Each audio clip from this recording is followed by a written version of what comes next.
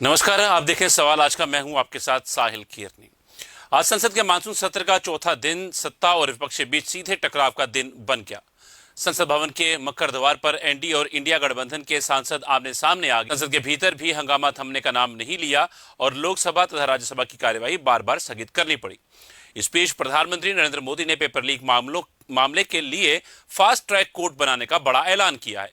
सरकार कह रही है कि वह नीट मुद्दे पर चर्चा को तैयार है, जबकि विपक्ष शिक्षा मंत्री के इस्तीफे को पहली शर्त बता रहा है। बड़ा सवाल यह है कि क्या ये छात्रों के भविष्य की लड़ाई है या फिर संसद के भीतर और बाहर सियासी शक्ति प्रदर्शन। इसी पर आज हम चर्चा करेंगे। तीन खास मेहमान हमारे जुड़ चुके हैं और उनसे इस चर्चा को आगे बढ़ाएंगे। तीन खास मेहमान हमारे साथ हैं। बीजेपी से डॉक्टर आशीष हांडा है, सर धन्यवाद, शुक्रिया समय देने के लिए। जगदीश सिंह जी हमारे साथ कांग्रेस है, सर धन्यवाद, शुक्रिया समय देने के लिए। डॉक्टर अभिषेक अलावत है, पॉलिटिकल एनालिस्ट। साहिल जी, आपको, मेरे दोनों आदरणीय को पैनलिस्ट को और आपके चैनल के सभी प्यारे प्यारे दर्शकों को मेरे यानी डॉक्टर आशीष का प्यार भरा नमस्कार। साहिल जी, आपने जहां से बात शुरू की थी उसके बाद बहुत जगह ये बात घूम ली, काफी ज्ञान दे दिया हमको डॉक्टर साहब ने और बहुत हमें भटका दिया हमारे जगदीप भाई ने। लेकिन मैं जहां आपने छोड़ा था मैं वहीं से दोबारा उठाऊंगा आपके दर्शकों के लिए, क्योंकि आपका सवाल ये था सभी पैनलिस्ट से कि आखिर इस प्रदर्शन की जरूरत क्यों, ये प्रदर्शन शुरू कहां से हुआ, क्यों हुआ, क्या ये भटक गया, और अगर भटक गया तो क्या ये भटका या इसको भटकाया गया, क्या इसका मकसद सही में बच्चों को न्याय दिलाना है या अपनी अपनी पॉलिटिकल रोटियां सेकना है। बिल्कुल सर। ये मूल सवाल है जो आपने किया। मैं इसी के ऊपर अपना सारा जवाब केंद्रित करने का प्रयास करूंगा। जगदीप भाई की बातों का जवाब उसी में आ जाएगा। देखिएगा क्या है, हम सब जानते हैं कि ये एक संयोग नहीं, ये एक प्रयोग है कि पिछले कुछ टाइम से हम देख रहे हैं जब भी पार्लियामेंट सेशन इंडिया का कन्वीन होता है उससे ठीक 2 दिन 3 दिन पहले कुछ ना कुछ कहीं ना कहीं अराजकता या उत्पात क्रिएट होता है। ये बाई चांस नहीं हो सकता। पॉलिटिक्स में कहते हैं टाइमिंग का बहुत बड़ा रेलेवेंस होता है। खैर एनी हाउ, यहां पे समझिएगा आम आदमी पार्टी जो कि डीप स्टेट से कनेक्शन उसके पहले भी कई बार आए हैं, सीआईए से आए हैं, पुन्नू ने कहा है मैंने उसको फंड्स दिए हैं, उसका एक पुराना कार्यकर्ता जो उसका आईटी सेल सोशल मीडिया संभाला करता था by the name of Abhijit Dipke, जो उन्होंने खुद आके वीडियोस रिलीज किए हैं इस बारे में जो मैं बोल रहा हूं, ये बैठे हुए हैं अमेरिका में। अमेरिका में बैठा कोई आदमी जो पहली बात तो एक दलित परिवार से है, वो खुद कहता है मैं बहुत मीडियम क्लास फैमिली से हूं, वो अमेरिका में हायर स्टडीज कर रहा है। कौन उसकी फंडिंग कर रहा है चर्चा का विषय है या छानबीन का विषय है। उसके बाद वो सोचता है कि मैं यहां दिल्ली आऊंगा, नीट का मैं कोई उठाऊंगा। अरे कितने लोग आते हैं, कितने लोग प्रोटेस्ट करते हैं, लेकिन रातों रात उसके करोड़ों फॉलोअर कैसे हो जाते हैं। और वो बिल्कुल। उसके वीडियो आते हैं कि मैं बेरोजगार था, मैं कुछ काम धंधा ढूंढ रहा था, तो इतने में मेरे को राठी ने ये कहा कि आप इससे कांटेक्ट करो, विजेता से कांटेक्ट करो, और एक पूरी चेन हम लोगों को समझ में आती है। खैर एनी हाउ, अराजकता फैलाने की मंशा क्या उनकी थी, तो उसके ऊपर मैं कहूंगा कि इन लोगों का जो मोडस ऑपरेंडी है वो एक ही है कि देश में अराजकता फैलाएंगे, शहर शहर में आग लगाएंगे, लोगों को सड़कों पे लेके आएंगे और पूरे इंटरनेशनल मीडिया के सामने ये नैरेटिव फैलाएंगे कि all is not well in India. इसी नैरेटिव फैलाने के इनके बाप दादा सरोस इनको नौकरी पे रखने के काम में इनको लगा देते हैं कि चलो भैया आज से तुमको हमने नौकरी दिया। ठीक है जी, अच्छी बात है। आपको पता है जब जंतर मंतर पे कोई प्रोटेस्ट होता है कई दिन पहले से उसकी परमिशन मांगी जाती है दिल्ली पुलिस से। पुलिस देखती है देनी है नहीं देनी है, कितने दिन की देनी है, क्या औचित्य है, क्या रीजन है, कितनी गैदरिंग होगी, एक प्रॉपर फॉर्मेलिटीज होती है। ये भाई साहब प्लेन से लैंड करते हैं। इससे पहले भी 2 दिन पहले से मैं डिबेट पे आ रहा था और इन कॉकरोच पार्टी वालों से पूछा जा रहा था कि आपके दीपके आ रहे हैं, आप कह रहे हो हम प्रोटेस्ट करेंगे, वो सीधा प्रोटेस्ट साइड पे आएंगे, पर आपने एक दिन पहले तक पुलिस से परमिशन तो मांगी नहीं। क्योंकि इनकी मंशा क्या थी कि हम प्रोटेस्ट करेंगे, बिना परमिशन के करेंगे, पुलिस हमें रोकेगी और हमें एक मकसद मिल जाएगा अराजकता फैलाने का। इसको भांपते हुए अमित शाह जी की गाइडेंस से और उनके नेतृत्व में यह डिसीजन लिया गया कि दिल्ली पुलिस ने उनको immediate permission they the out of वे जाके कि इनको एक नैरेटिव ना मिले विक्टिम कार्ड प्ले करने का। परमिशन किसकी दी थी? नीट के छात्रों के संदर्भ में ये धरना देंगे। लेकिन उस धरने में हुआ क्या? शर्जिल इमाम के नारे लगे। उस धरने में बिल्कुल। हुआ क्या, स्वरा भास्कर वहां पे आई और जो मतलब कश्मीर को भारत का भाग ही नहीं मानती, नाम रहेगा अल्लाह का के गाने गाए गए, भारत के अगेंस्ट नारे लगे, कम्युनिस्ट पार्टी के झंडे उठे। यानी कहने का मतलब है स्टूडेंट प्रोटेस्ट के अलावा वहां सब हुआ। ये क्यों कहता हूं, अब साहिल जी समझिएगा, मेरी इस बात से मुझे विश्वास है, जगदीप जी भी इत्तेफाक रखेंगे, मैं एक डॉक्टर हूं, मेरी कोई डिमांड है सरकार से जिसके लिए मैं प्रोटेस्ट करता हूं, तो आपको मेरे स्टेज पे डॉक्टर्स दिखेंगे ना, धरने में मार्च में आपको सबसे आगे डॉक्टर दिखेंगे ना। इनके स्टेज पे इस 25 दिन जो हो गए प्रोटेस्ट में, एक बार भी बताइए, आपने इतनी बार कवरेज की, इतनी बार डिबेट की, एक भी स्टूडेंट नीट का एग्जाम देने वाला इनके स्टेज पे आके माइक पकड़ के अपनी व्यथा सुनाता दिखा? एक भी नीट देने वाले विद्यार्थी के माता पिता वहां पे अपना दुखड़ा रोते हुए दिखे? नहीं। उसके अलावा सब दिखे, बस जो एक्चुअल व्यक्ति है, जो नीट का विद्यार्थी या उसके माता पिता जिनका रोना रोते हैं ये कांग्रेस वाले, बस वही नहीं दिखे। और उसके बाद तो और अराजकता बढ़ती गई जब इन्होंने संसद चलो मार्च का आह्वान किया। फिर से टाइमिंग की बात, मंडे से संसद शुरू हो रहा है भाई साहब 21 तारीख से, तो अभी आप ये संडे को भी तो रख सकते हो ना, आप संडे को तो मैक्सिमम गैदरिंग होगी। जानबूझ के वो दिन चुना गया जिस दिन संसद का पहले दिन का सत्र था। 550 एमपी वहां उपस्थित हैं, home minister, finance minister, education minister, leader of opposition, prime minister. ऐसे में वहां की सुरक्षा व्यवस्था कितनी चाक चौबंद रखनी पड़ेगी। लेकिन जानबूझ के ना तो इन्होंने फिर से परमिशन मांगी नहीं तो मिलती कहां से।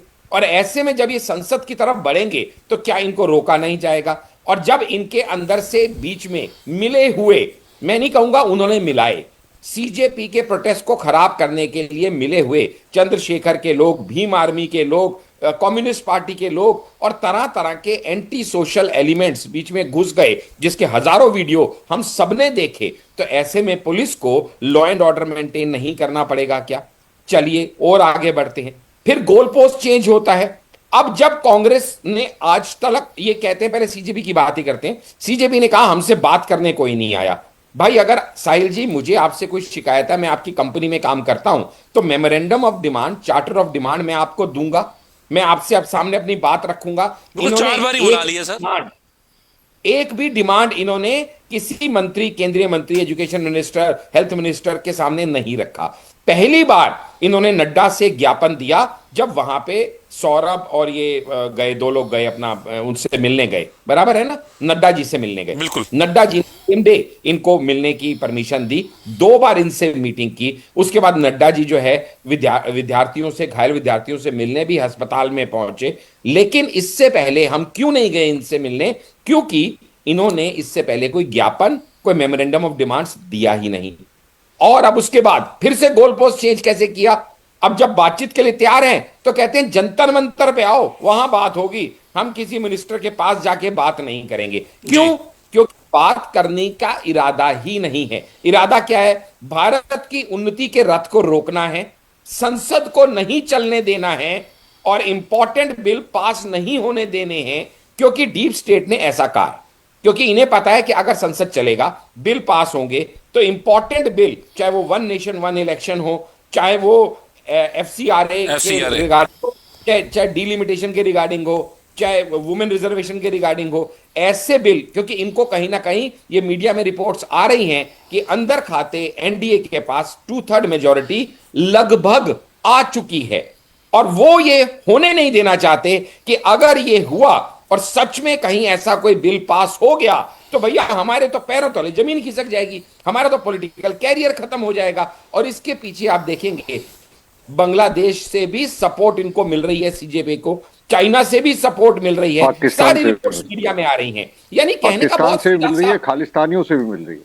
जी, खालिस्तानियों से भी बात करूंगा इस पे भी। बिल्कुल ठीक कह रहे हैं आप। यानी कहने का मतलब बहुत सीधा सा है, यहां पे मकसद बहुत क्लियर है कि समाधान की तरफ बढ़ना ही नहीं है, घमासान की तरफ बढ़ना है। और यही राहुल गांधी ने किया। मैं बोलता हूं राहुल गांधी स्टूडेंट्स के हितैषी बन के खड़े होते हैं। जगदीप जी से चाहूंगा अपनी बारी आने पे जवाब। तकलीफ आम आदमी पार्टी को हो जाती है। एक सेकंड अपनी बारी आने पे जवाब मैं दीजिए। वही एक उसी पे, मैं जो आप बात कर रहे हैं मैं उसी पे एक ऐड ऑन कर रहा था। और तकलीफ आम आदमी पार्टी को हो जाती है जब राहुल तो गांधी आप बोलते उंगली खड़ा करें ना, जब हम ऐड ऑन कराना चाहेंगे हम आपको कहेंगे जी साहिल जी बोलिए। हैं। जी वो जी तकलीफ आम साहिल जी आदमी पार्टी को हो देखिए, जाती है। जी मैं वही बताने लगा था। राहुल गांधी खुद को विद्यार्थियों के, छात्रों के हितैषी बताते हैं। अगर हितैषी बताते हैं तो इसमें हमें क्या ऐतराज हो सकता है, लेकिन क्या उनकी कथनी और करनी सेम है? एक महीने से वो बेचारे जंतर मंतर पे बैठे भूखे प्यासे। कहां थे राहुल गांधी? ठीक है, राहुल गांधी देश में नहीं थे, वापस आ सकते थे, इंपॉर्टेंट इशू लगता तो ठीक है, वापस भी नहीं आना था, मौज मस्ती मार रहे थे हमेशा की तरह। अपने किसी सीनियर डेलीगेट को, प्रियंका को, किसी और को भेज सकते थे वहां पे, नहीं भेजा। क्यों नहीं भेजा? इसलिए कि उन्हें पता था ये आम आदमी द्वारा बैग्ड प्रोटेस्ट है, और अगर उसको माइलेज मिली तो हमारी पॉलिटिकल जमीन खिसक जाएगी। जिसका प्रत्यक्ष और प्रमाण क्या मिला? जैसे ही राहुल गांधी पीएम आवास के बाहर बैठे, सबसे पहला खंडन इसी आम आदमी पार्टी ने किया कि राहुल गांधी कॉकरोच जनता पार्टी को डिक्रेडिट कर रहे हैं, और अब वो अपनी पॉलिटिकल माइलेज और अपनी रोटियां सेकने का प्रयास कर रहे हैं। यानी आपस में जो इनका इस समय वर्चस्व और क्रेडिट चोरी की लड़ाई है, वही हमने अखिलेश को देखा जब पार्लियामेंट में वो कहते हैं कि भैया यहां कांग्रेस जो है बीजेपी के साथ इन्होंने समझौता कर लिया। यानी कुल मिला के छात्रों की चिंता किसी को नहीं, देश की चिंता किसी को नहीं, इन सबको सिर्फ मौके पे चौका लगाना है, किसी तरह पॉलिटिकल रोटियां सेकनी है, सोरस के दिए हुए पैसों को जस्टिफाई करना है, उसका हुक्म बजाना है, संसद को चलने नहीं देना है, भारत के उन्नति के पथ को रोकना है, अराजकता फैलानी है। और चलते चलते ठीक। बस इतना ही कह दूंगा, एक बारी में बस इतना ही कह दूंगा आपको, बस लास्ट में अपनी बात को खत्म करते हुए, कि इनका एक ही मकसद मेरी समझ में आता है, और वो मकसद ये है कि स्टूडेंट प्रोटेस्ट तो बहाना है, नीट का गाया इन्होंने सिर्फ गाना है, असल मकसद इनका एनार्की फैलाना है, और बांग्लादेश और नेपाल और श्रीलंका जैसे हालात भारत में पैदा करके दिखाना है, और सौराष्ट्र की नजरों में ऊंचा बन के दिखाना है, चाहे फिर उसके लिए anti India, anti national, anti Modi, anti Sanatan कुछ भी होना पड़े। क्या फर्क पड़ता है? पहले हम अपने को देखेंगे, देश गया भाड़ में तो भाड़ में। ठीक है सर, मैं करता हूं रुख दोबारा। 2007 में यूपीए सरकार ने 4 इल्जाम लगाए थे सोनम वांगचुक पे। पहला था miss appropriation of FCRA foreign fund, दूसरा था illegally occupying 200 canal of land without paying due, तीसरा था anti national connection with China and Pakistan, चौथा था एस्टैब्लिशिंग हार्मनी इन लद्दाख। ये 4 बड़े बड़े इल्जाम ठीक है लगाए सर, थे। आपका सवाल आ गया। मैं जी डॉक्टर शीश। देखिएगा साहिल भाई, हाथ जोड़ के विनती है हमारे आदरणीय जगदीप भाई से, हमेशा उनसे मैं एक ही बात कहता हूं, आपके पास नॉलेज का भंडार है, लेकिन थोड़ा टॉपिक पे रहेंगे ना तो हमारे जो ऑडियंस है उनको मजा आएगा। बिल्कुल जिस दिन सर। टॉपिक होगा जिस बारे में, उस बारे में बात करें, बस इतना ही रिक्वेस्ट है, वरना उनके पास भंडार बहुत है नॉलेज का, हम सब मानते हैं। देखिएगा, अगर हम टॉपिक पे रहें, लास्ट के कुछ मिनट हमारे पास बचे हैं, तो हम ये समझ चुके हैं अब तक की इतनी डिबेट के अंदर 2 बातें हम समझ चुके हैं। पहली बात तो ये कि जो स्टूडेंट का मुद्दा जो उठाया गया था वो मुद्दा सही था, हम भी मानते हैं कि पेपर लीक नहीं होना चाहिए, हम भी मानते हैं कि स्टूडेंट के साथ अन्याय नहीं होना चाहिए, हम भी मानते हैं कि उनका पेपर दोबारा होना चाहिए था जो हमने कराया, हम भी मानते हैं कि जो दोषी हैं उनको सजा मिलनी चाहिए, जिसके लिए फास्ट ट्रैक कोर्ट बनाए जा रहे हैं। लेकिन अब सिर्फ पॉलिटिकल रोटी सेकने के लिए एक जो प्रोटेस्ट खड़ा किया गया, और सबसे बड़ी बात, उस प्रोटेस्ट में भी आप साथ नहीं दे रहे हो, मैंने ये भी क्लियर कर दिया, 1 महीने तक राहुल गांधी या उनका कोई भी प्रतिनिधि वहां पे नहीं गया। मैंने ये भी क्लियर कर दिया कि कैसे इस प्रोटेस्ट को हाईजैक कर लिया गया। लेकिन सवाल यहां पे उससे भी बड़ा है कि जब यहां पे बात अब एंटी इंडिया नैरेटिव की आती है, आप ध्यान से समझिएगा, सीएए प्रोटेस्ट हो, एनआरसी प्रोटेस्ट हो, फार्मर प्रोटेस्ट हो, ऐसा क्यों होता है कि हर जगह कहीं ना कहीं से, बांग्लादेश से, श्रीलंका से, चाइना से, यूएस डीप स्टेट से उसकी तार जुड़ती हुई दिखाई देती हैं? ये हम सबके लिए आंतरिक सुरक्षा की दृष्टि से, सारे राष्ट्रभक्तों के लिए एक चिंता का विषय है कि अगर कोई भी प्रोटेस्टर छात्र हो या छात्र ना हो, अगर कहे कि हम पार्लियामेंट में आग लगा देंगे, मोदी को गोली मार देंगे, हम पार्लियामेंट को जला देंगे, नेपाल जैसे हालात पैदा कर देंगे, तो मुझे लगता है जगदीप भाई को भी उसका सपोर्ट नहीं करना चाहिए। हमारे लिए चिंता का विषय यह है कि उनका प्रोटेस्ट है वो हाईजैक हो गया, जो नहीं होना चाहिए, और अब उसके ऊपर आग में घी डालने का काम अगर इस तरह से Rahul Gandhi leader of opposition होते हुए, एक जिम्मेवार संवैधानिक पद पे रहते हुए पीएम के घर के बाहर बैठ जाएंगे, एक असंवैधानिक इस तरह से वो हरकत करेंगे और कोई कल को ऊंच नीच हो जाए उनके साथ या किसी के साथ, तो भी चित भी मेरी पट भी मेरी, फिर ये अमित शाह का इस्तीफा मांगने पे आ जाएंगे। बात सिर्फ इतनी सी है, जो मुद्दा है उस मुद्दे पे रहें, समाधान की तरफ आगे बढ़ें, घमासान की तरफ ना बने, पार्लियामेंट को डिसरप्ट ना करें। हर रोज का 9 करोड़ रुपया व्यर्थ जा रहा है गाड़ी कमाई का, 4 दिन हो गए हैं। अगर यही हालात रहे तो इन्हें फर्क नहीं पड़ेगा, लेकिन ऑलरेडी 36 करोड़ रुपया देश की जनता का बर्बाद हो चुका है। जो इंपॉर्टेंट बिल आने हैं वो नहीं आने पाएंगे। और आपको क्या लगता है, जितनी ये फॉरेन मिशनरीज हैं या जितने एंटी सोशल एलिमेंट्स या ऑर्गेनाइजेशंस हैं, ये उनकी कमर तोड़ने का काम करेगा ये बिल, एफसीआरए बिल वगैरह।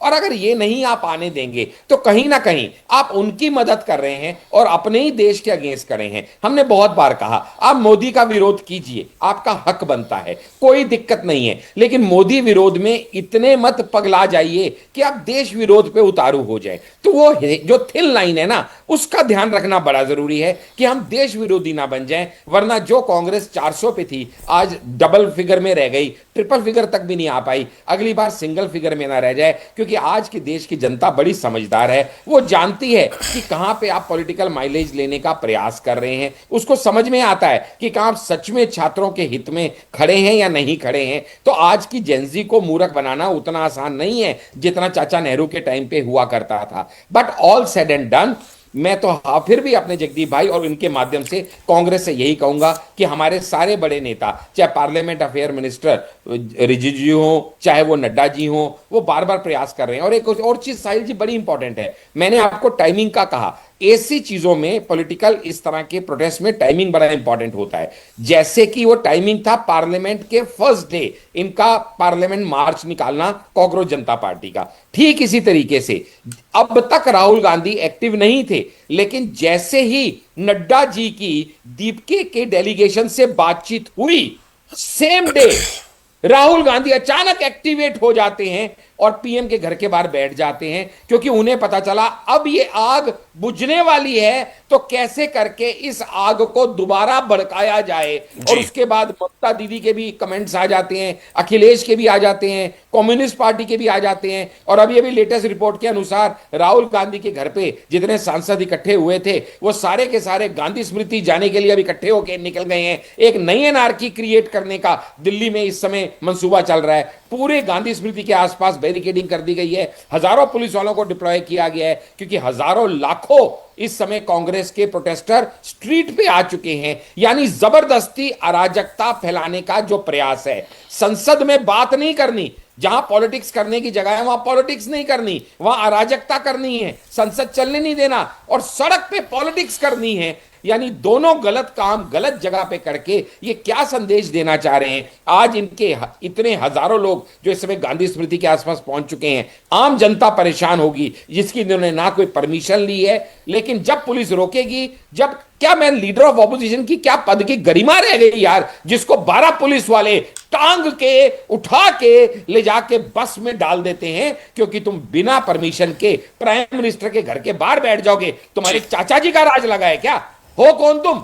भले ही तुम सांसद हो, भले ही तुम लीडर ऑफ ऑपोजिशन हो, but you are not above the law. और राहुल गांधी को हमेशा से लगता है कि मैं लॉ से ऊपर हूं, मेरे लिए लॉ बदल दिया जाए। ऐसा नहीं होगा। यह देश संविधान से चलेगा, यह तुम्हारे गांधी नामे से नहीं चलेगा। यह बात राहुल गांधी जितना जल्दी समझ जाएं उतना अच्छा है। क्योंकि अगर वो मांगते हैं रेजिग्नेशन कि नाकामयाब मिनिस्टर है, करो भाई, तो सबसे बड़े नाकामयाब नेता तो तुम हो। तुम्हारे नेतृत्व में तुम्हारी पार्टी 100 से ज्यादा इलेक्शन हार चुकी। सबसे पहले तो राहुल गांधी का रेजिग्नेशन मांगना चाहिए। अगर एक पैसे की भी शर्म है जगदीप जी और इनके बाकी कांग्रेस के नेताओं के अंदर, तो पहले राहुल गांधी का रेजिग्नेशन मांगे, बाकी सब तो बात की बात है। लेकिन जिस तरह से डेस्परेट होके राहुल गांधी इस समय लगे हुए हैं, समझ में आता है सोरोस की जबरदस्त लतार पड़ी होगी कि साला इसके लिए तुमको करोड़ों डॉलर दिए थे क्या? तुमसे तो कल के आए कॉकरोच पार्टी वाले बढ़िया हैं जो कम से कम कुछ हो हल्ला तो कर रहे हैं, माहौल तो गर्म कर रहे हैं। तुम्हारे बस का तो कुछ भी नहीं। तो पॉलिटिकल वर्चस्व अपना बनाए रखने के लिए कांग्रेस पार्टी और आम आदमी पार्टी के इस मिले जुले समन्वय को हराने के लिए आपस में इनका द्वंद्व शुरू हो गया है। लेकिन इनमें जीते कोई भी, हारे तो भारत की डेमोक्रेसी ही, क्योंकि लोग भारत के परेशान होंगे, छवि और नाम भारत का बर्बाद होगा। इसकी चिंता कर लो, कुछ तो शर्म कर लो। तो भी संसद में प्रोटेस्ट करो ना, संसद का कोई पीएम के रूल्स घर होते के हैं ना। बाहर बैठने का क्या औचित्य है? आप सांसद हो ना, आप सांसद हो तो संसद में बात करो। आप कोई सड़क छाप थोड़ी हो, सड़क छाप आदमी हो क्या? डिफेंड कर रहे हो, यहाँ सरकार से बैठकर और परमिशन नेता तो लेनी प्रतिपक्ष पर सवाल उठा रहे भाई हो। सड़क छाप आदमी हो तो सड़क पे बैठोगे? माननीय सांसद हो, लीडर ऑफ ऑपोजिशन हो, संसद में प्रोटेस्ट करो, कौन रोकता है? जवाब देंगे, डॉक्टर शीश जवाब अहमद, अच्छे धन्यवाद, से शुक्रिया देंगे। समय देने के लिए। नेता जितेंद्र सिंह, प्रतिपक्ष के धन्यवाद, साथ शुक्रिया भी समय देने के लिए। जाती डॉक्टर अभिषेक अलावत, धन्यवाद, शुक्रिया समय देने के लिए।